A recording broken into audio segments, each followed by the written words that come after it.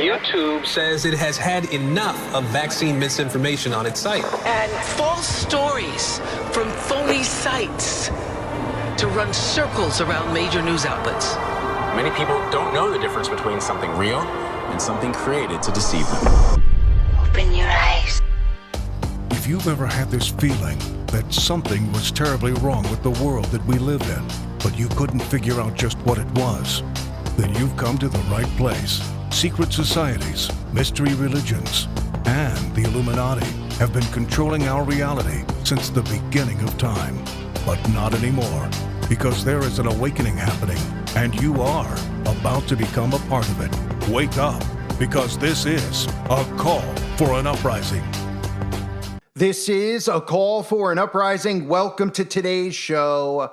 Brace yourselves, ladies and gentlemen. There is fake, and then there is news that is so fake and manufactured and so poorly produced that you'd actually have to be insane to see the footage of a story like this and then actually believe that it's real. But this is what we're living in 2025. Now, we know how the news works. The news is manufactured by the intelligence agencies around the world. They produce the news no different than a Hollywood production company produces a movie or a television show. They carry out a fake shooting, a fake stabbing, and then they come in and they tell you what the solution to the issue actually is. They use it to bait race, they use it to bait division, they use it for problem, reaction, solution. If you think about it, it makes perfect sense. If there really are a group of people controlling the world, what better way to control the world than to blur people's vision of what's really occurring in the world? Because everybody thinks the stuff they see on the news is 100% real, and when they see it, they don't even think about questioning it. They go out and they repeat what they saw on the news, and suddenly we live in a world like we have now, where we have people who are conservative, who are anti-globalists, who are actually calling for the National Guard and martial law to be put in place because they are so deep in the psychosis that is the news manufacturing business. So take a look at this story. This is a perfect example of how the news is manufactured. You can see all the little things that I've shown you over the years where you could see the connections to MK Ultra, the signs and symbols that the supposed victim would show on their Instagram account.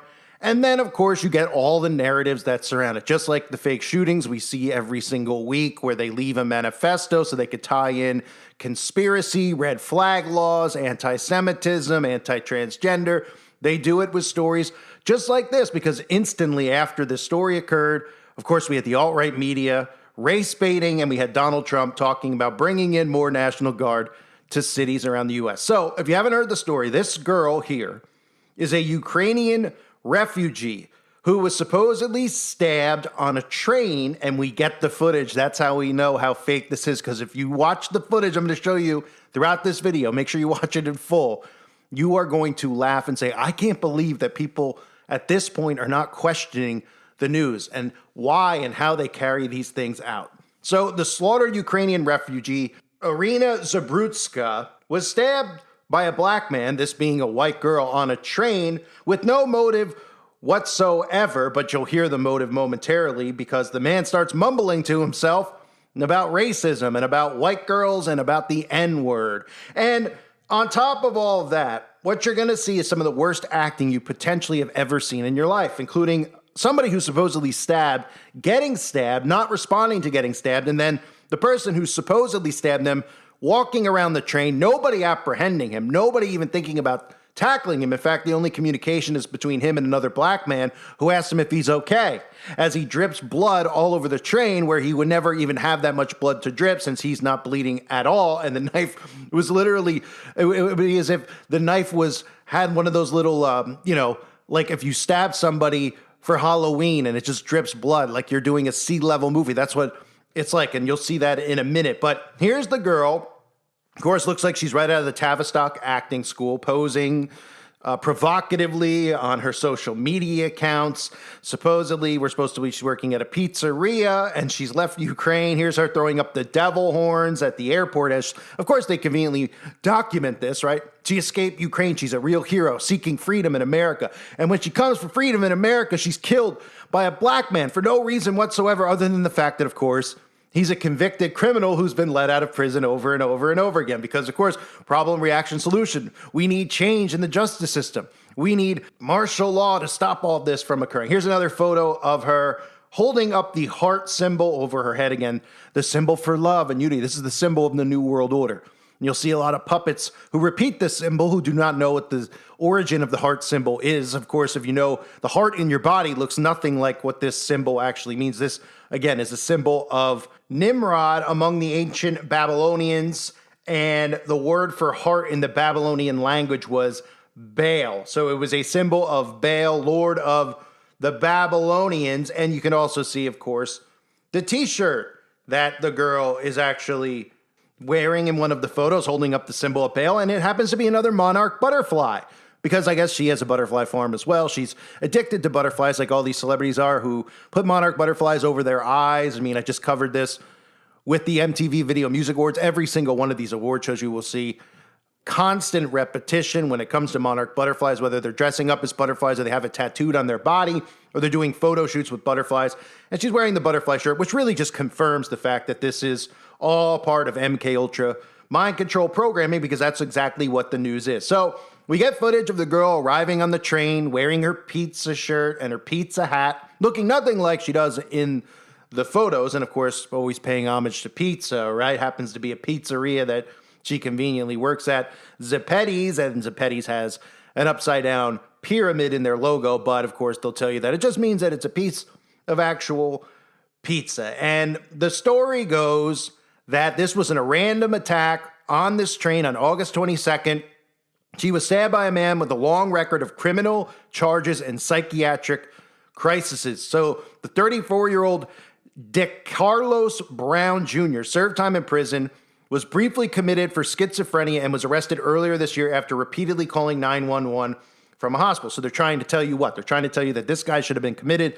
The justice system has failed. We need to revamp the justice system. We need artificial intelligence to really be the judge, and we need artificial intelligence to actually be the police prison system as well, so that we don't have people escaping because of how strong the locks are and how strong the AI surveillance is around us, right, that they're building out with these data centers. But they're telling you right off the bat, right? They show you a picture of the guy, and then they tell you other things about him, such as he was claiming during his 911 call that a man-made material was controlling his body and basic functions such as eating, walking, and speaking. So saying he was potentially demonically possessed, or we could just say he's another product of MK Ultra, because it's one and the same, right? These people are put through trauma-based mind control, demonic possession, and they carry these things out like Manchurian candidates. And you're about to see the actual footage, okay? This is what aired on the news. I want you to pay attention to this, because I'm going to show you the footage they show you on the news, and then we're going to look at the actual footage uncut of the girl getting stabbed.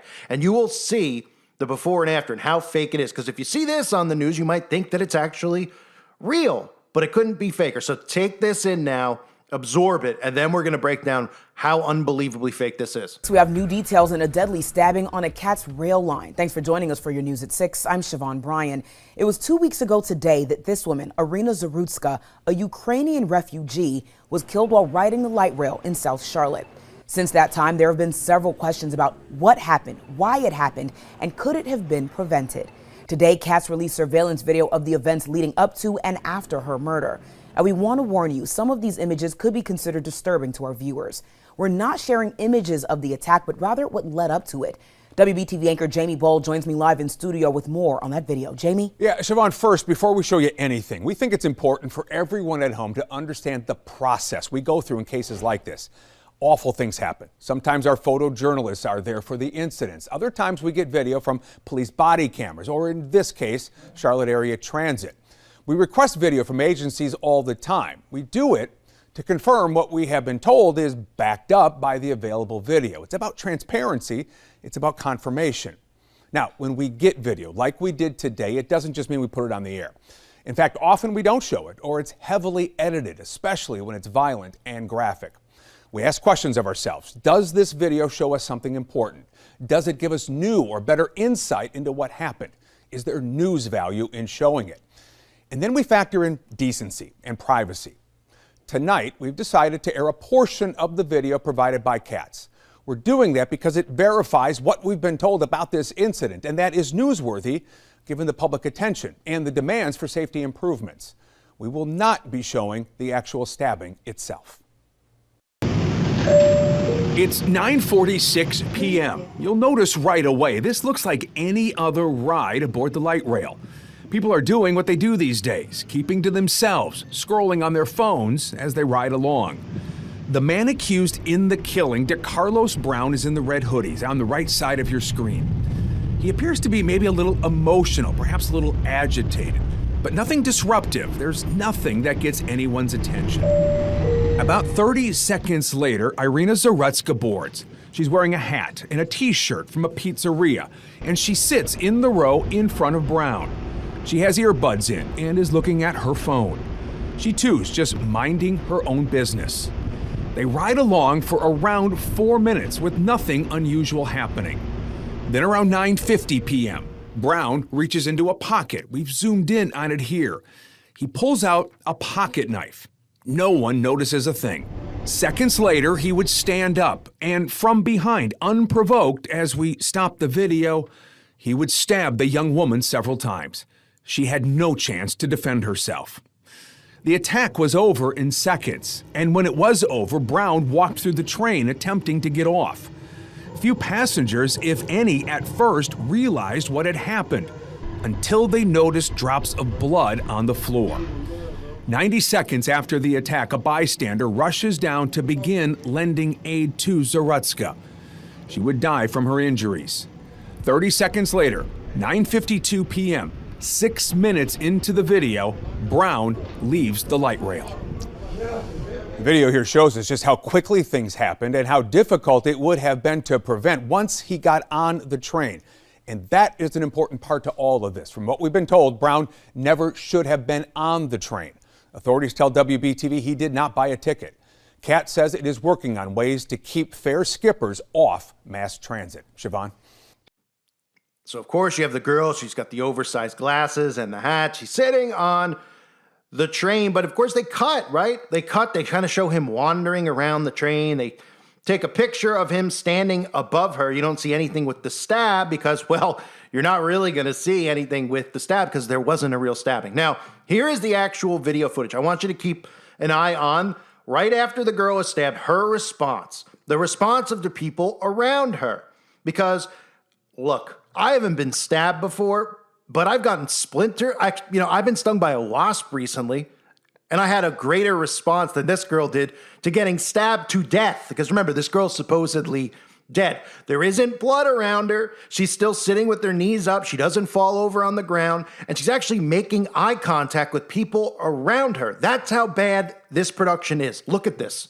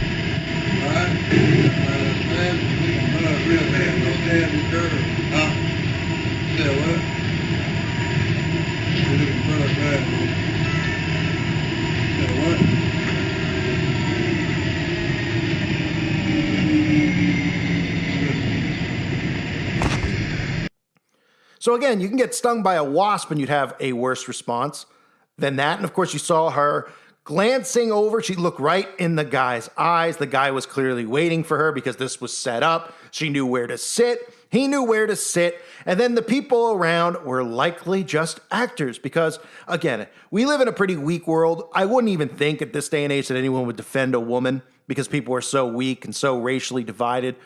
But you would think maybe natural instincts would be for somebody to tackle this guy after seeing a white girl get sick, or even to just help the white girl out. They're looking around like they're accidentally in a movie production. Now, whether these people are put there deliberately to act that way or there's actually real bystanders, we don't know. It's likely they're probably actors, but maybe they were real people. And the production was so bad that these people didn't even realize the girl got stabbed because she's not screaming, she's not crying. And like I said, you can get a splinter or step on a rock or get stung by a wasp when you have a worse response to getting stabbed than this girl actually had. Then you get the guy walking around on the train. Blood is dripping everywhere. Now, where's all this blood coming from? Is anybody wondering where the blood is coming from? Just imagine you stab somebody with a knife, right? Okay, you stab somebody with a knife multiple times and you walk away. How is there this much blood where it's puddled all around the entire train? He's not bleeding. So all of this blood is coming off of a little pocket knife, a small knife that he pulled out of his pocket. It's ridiculous. It's so unbelievably fake that you have to wonder how people can see this on the news and not say, is the news fake?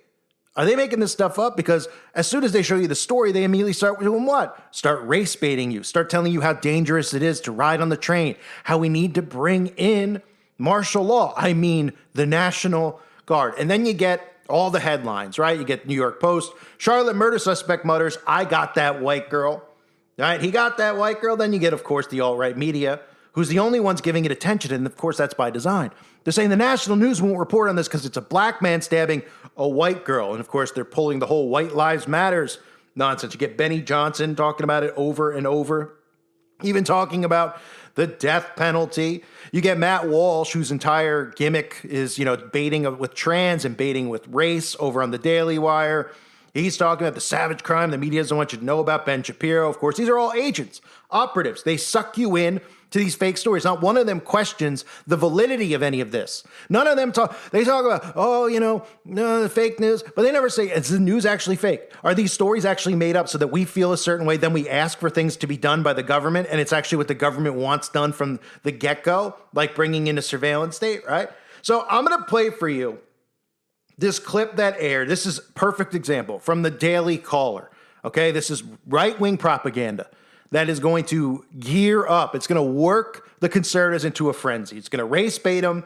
It's going to talk about this guy being a scumbag and a career criminal and a piece of dirt. And then we're going to get Trump. And Trump's going to talk about how these cities are a disaster. I mean, this is a perfect example of problem, reaction, solution, right? You're going to see him go, I got that white girl. He's provoked no way whatsoever. Just a white girl who's not even looking like she looks in her Instagram post. You couldn't even tell if it was a girl or a boy really by how she was dressed. Her hair was up. She had a hat on and a shirt and huge Jeffrey Dahmer glasses. She sits down and he just stabs, walks away. Then he goes, I got that white girl. What else does he say? He said, she called me the N-word, he tells a black man. Of course, the black man that he talks to, he says, you losing blood real bad, bro. So the black man is, of course, not concerned with the white girl who was stabbed, and this is how you race bait. And this is perfect propaganda from the conservative media showing you how this entire thing works. Watch how they bait the conservatives. Now the entire world has seen this human piece of garbage stab this girl on a train for no reason whatsoever. The video, until now, stopped here, and the rest was left to imagination. But now we have more. Before I continue this, I will tell you there is no blood and the actual stab is not seen. But this video is horrific and nauseating. So that's your warning. Here's the continuation.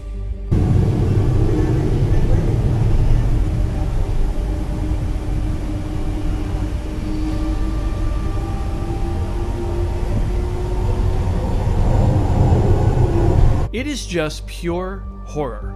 Look at this girl's eyes. Tragic. She had to make eye contact with evil, and terror is on her face. Now the shock of realizing that something's wrong. She probably doesn't even know she's been stabbed yet, and the pain in her neck is probably just starting to creep in. And now she's left to cry as her life slips away, alone, because not a single person could offer her help, or even an "Are you okay?" You could give these people the benefit of the doubt, as perhaps they don't quite realize what happened, especially because it happened so quick and without warning. The guy walks down the train, which I've blurred to spare you the blood that's everywhere, and he seems to say, "I got that white girl." Yeah, I gotta let go. Yeah, I gotta let go. You need some blood, bro. Man, you need some blood real bad, bro. Stab this girl. Huh? You said what? You need some blood bad, bro. Then, while standing alone, he seems to utter his reason for this whole thing. After he leaves, you can hear some people finally discover what's happened.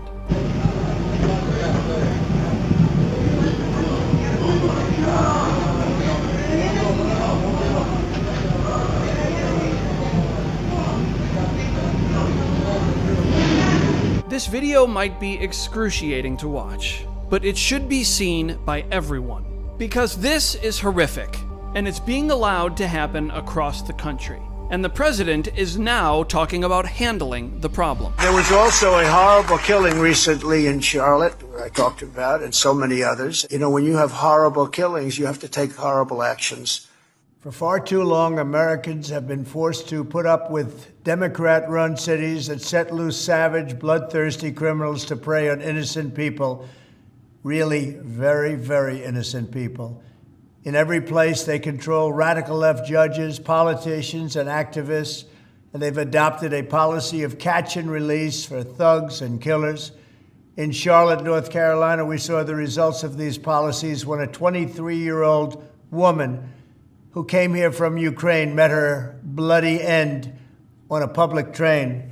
And here's a picture of it. This is the picture of it. And this is a picture of the woman. A beautiful young girl that never had problems in life,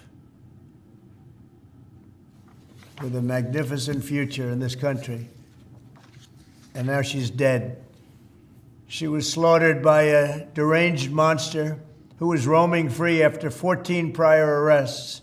We cannot allow a depraved criminal element of violent repeat offenders to continue spreading destruction and death throughout our country. We have to respond with force and strength. We have to be vicious just like they are. It's the only thing they understand. 24 of the top 25 most dangerous cities in America are run by Democrat mayors. 50 people were murdered in Chicago in recent weeks, with hundreds being shot. And it's time to stop this madness. The people of our country need to insist on protection, safety, law, and order. We have proven that it can be done, because we did it right here in D.C., in District of Columbia. The capital of America was a bloodthirsty, horrible, dangerous place, one of the worst. And now it's a crime-free city, and we're going to keep it that way. It can be done. It can happen fast. All we want is, please, Mr. President, we need help. Chicago needs help. Other cities need help.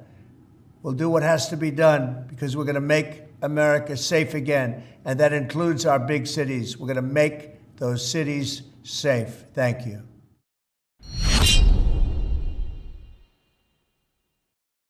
So this entire thing, I mean, how can anybody actually think this is real? He stabs her with no motive other than the fact that she's white, right? There's no other white people on there. He picked her because she sat in front of him, right? She just happened to conveniently sit there. He stabbed her and said, I'll go to jail for the rest of my life for no reason whatsoever other than the fact that she's white. And then he says something like, oh, she called me the N-word. Oh, she called you the N-word, right? So all the whites can see that and say, she didn't say a single word to you. So he's making this stuff in his mind. He's schizophrenic. How do we let these people out? How do we let trans people out? We need red flag laws. We can't have trans people getting guns. We can't have black people who are repeat criminals getting guns. We can't have anybody but white people getting guns, except, of course, eventually when that changes to be white people who are not conspiracy theorists and who are anti-government when it comes to actually understanding what AI governance is and what they're building out with Donald Trump, even though every one of these conservatives is completely asleep to what's really going on around us. So they go on to say this brutal attack of an innocent woman simply trying to get to her destination is an attack on the American way of life. Of course, crimes like this affect the victim the most. She deserves justice. We will bring her justice and her family justice. So judges are under scrutiny. Remember, AI governance infrastructure, what you're seeing being built out around you. All these stories you keep hearing about, a lot of these stocks going through the roof, Nebius, which is a Russian stock, backed by Microsoft. You got Core. There's a ton of these small companies you would think are small that are blowing up. because they're building out these data centers. They want them to become household names, and they want people to understand, oh, there's going to be data centers here, there's going to be data centers there, right? And on top of all that, remember, we're going to have AI governance infrastructure, which means we have to tear down the current infrastructure, which is why you constantly have both the left and the right hearing about corrupt judges. You hear about all these judges are, women, a woman who got raped. She got raped and they won't let her get an abortion and kill a baby, right? And they go, we got to leave these states. These judges are corrupt. And then the other side of it, right? These corrupt judges who are prosecuting Donald Trump and he's our hero and he's innocent. And all these judges who went after the January 5th people or whatever, back, January 6th people, back and forth, all to tear down infrastructure, right? And then, of course, problem, reaction, solution works like this. Now that the train attack in Charlotte has occurred, well, we're having conversations again about how bad the crime is in cities like Charlotte and how maybe we need to deploy the National Guard. Now, they might tell you at first, hey, Republicans are rejecting the National Guard. They don't think that we need it will be deployed. This is what they do. They data gouge, okay? Everything is data that we say online. When you hear data, that's what they're talking about. What you say are your thoughts. That's how they get in your mind. So they're watching how are people responding. There has to be pushback. It can't just be, we're rolling out the National Guard in every single city. They need psyops and false flags in these cities so that when you hear stories like this, the people in the city say, you know what, I don't feel safe bringing the National Guard. I see what's going on in D.C. because I think the news is real, and now I want martial law in my city.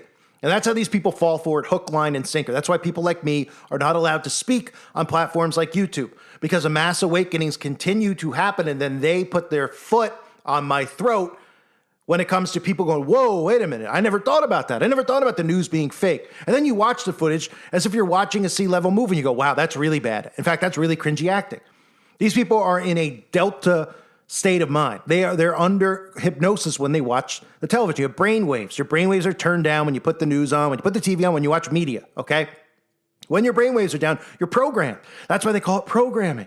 So when you're watching this stuff, you're automatically giving credit that it's real. You're not having 1 second of thought that it's not. Unlike when you watch a movie and you put it on, yes, you're also going down into a delta brainwave, but you're watching it and you're going, okay, I'm watching a movie. With the news, you're automatically accepting it as reality and truth, because that's how it's being presented to you. That's all we've been told our whole lives. So they can blur your reality. They can manipulate your thoughts without you realizing it, because they're telling you with these stories what they want to bring in, which is a surveillance state, which is martial law, which is all of this stuff, this change that, it's going to occur with hate speech and removal of free speech, which is really to protect them. It's not to protect any specific groups like the LGBTQ+. It's to protect them from the rest of us and from an awakening happening.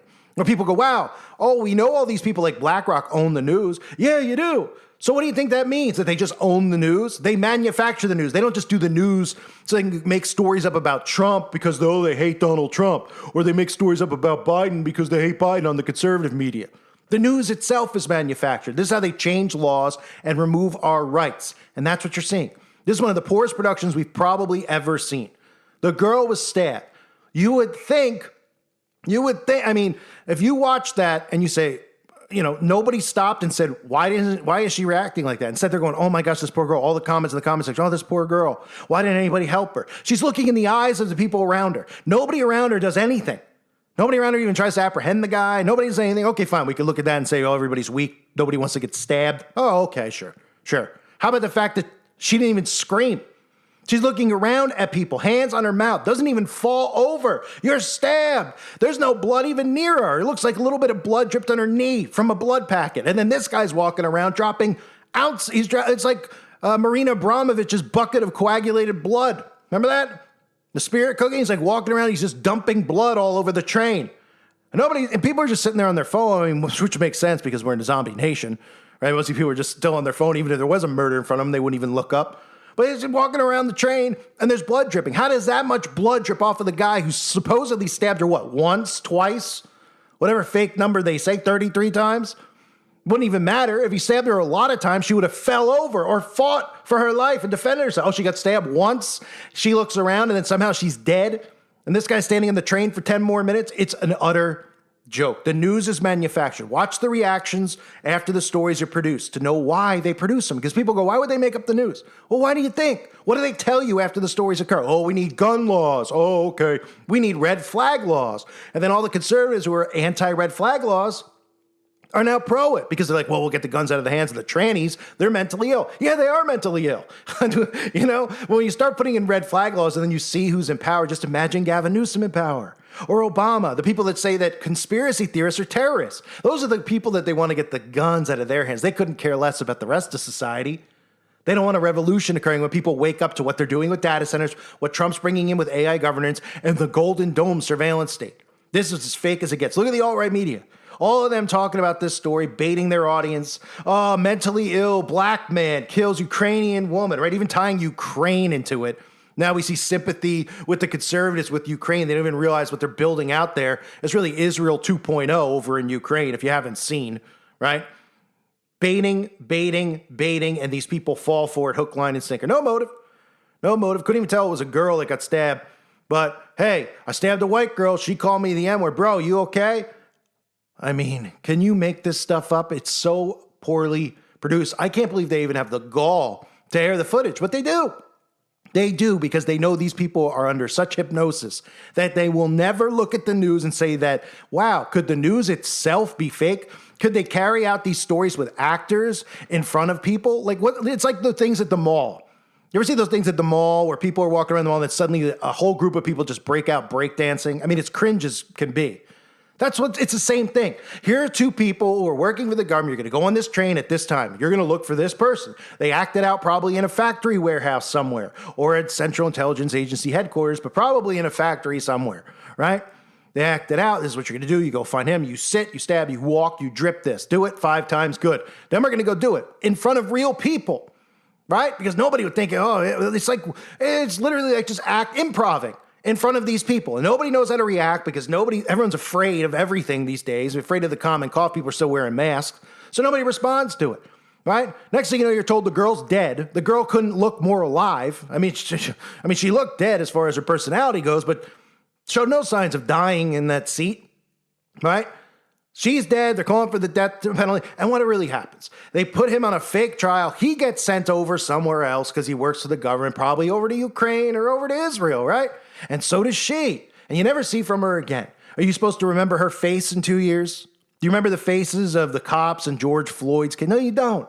Give them a little plastic surgery, dye their hair. You wouldn't know if these people were living out their lives because you don't know who they are from the get-go. Then you hear a fake story, then it goes away.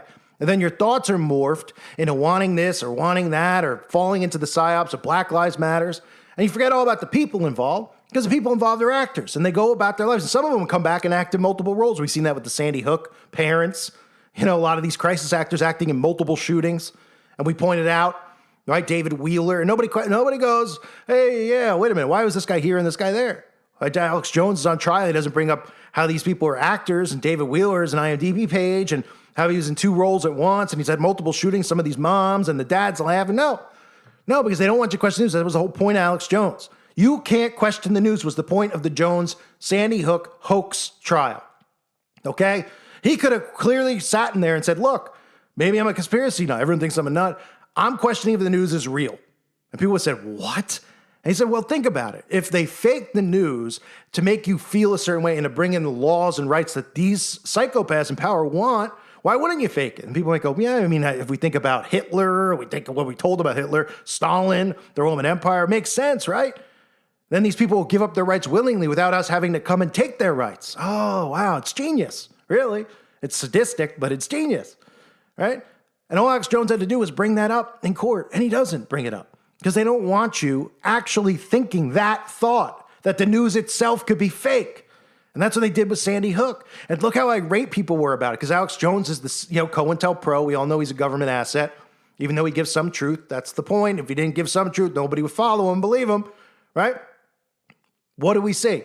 Well, what we saw was Alex Jones going there, bowing down, cowarding out, not asking for evidence to be presented. Everybody out there on the liberal side of things was starting to say, anybody who questions Sandy Hook should lose their home, lose their ability to work, and think about what we're saying here. If you question the news, you should lose because those people lost a child, which is obviously tragic if somebody loses a child.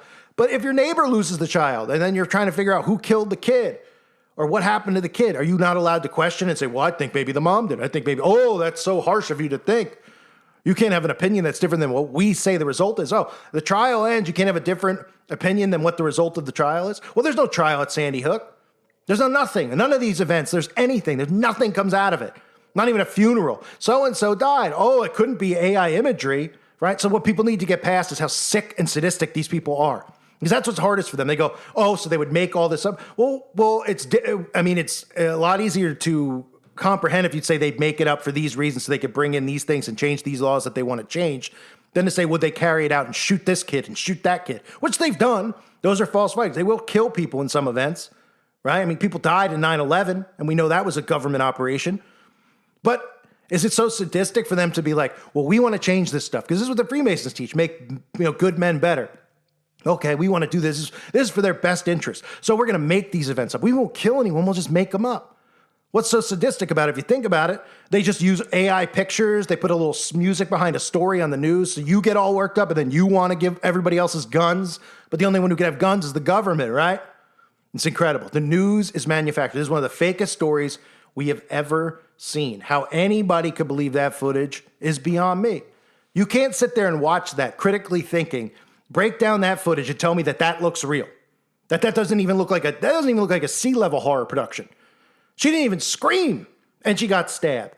Have you ever seen a horror movie where someone gets stabbed, and they're just sitting there, and they're like looking at their watch, and like, you almost done? No scream, looking in the eyes of the people around her. No one, not screaming for help. Man, people have lost it. This is what technology has done. They're not even thinking anymore. They are in a hive mind, and they are on autopilot. I thank everybody for being here. I hope you're all doing well. God bless you and your families, as always.